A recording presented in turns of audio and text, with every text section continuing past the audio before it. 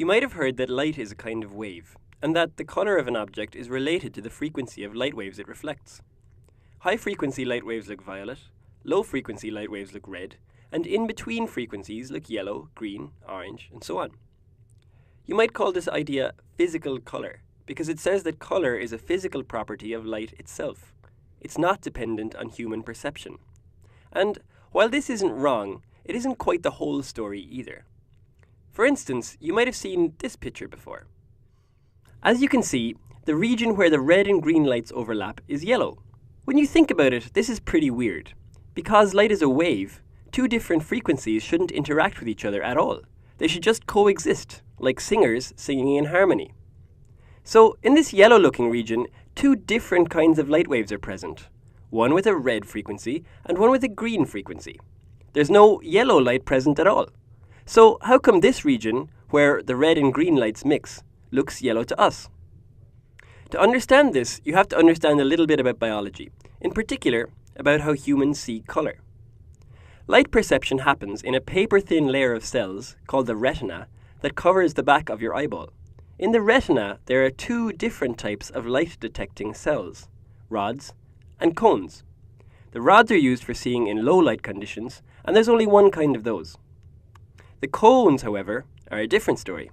There are three kinds of cone cells that roughly correspond to the colors red, green, and blue. When you see a color, each cone sends its own distinct signal to your brain. For example, suppose that yellow light, that is, real yellow light with a yellow frequency, is shining on your eye. You don't have a cone specifically for detecting yellow, but yellow is kinda close to green and also kinda close to red, so both the red and green cones get activated, and each sends a signal to your brain saying so. Of course, there's another way to activate the red cones and the green cones simultaneously, if both red light and green light are present at the same time. The point is, your brain receives the same signal regardless of whether you see light that has the yellow frequency or light that is a mixture of the green and red frequencies.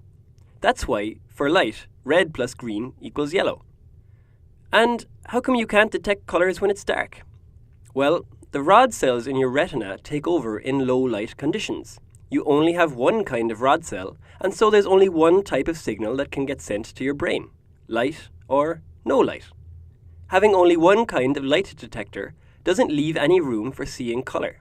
There are infinitely many different physical colors, but because we only have three kinds of cones, the brain can be tricked into thinking it's seeing any color by carefully adding together the right combination of just three colors, red, green, and blue. This property of human vision is really useful in the real world. For example, TV manufacturing. Instead of having to put infinitely many colors in your TV set to simulate the real world, TV manufacturers only have to put three, red, green, and blue. Which is lucky for them, really.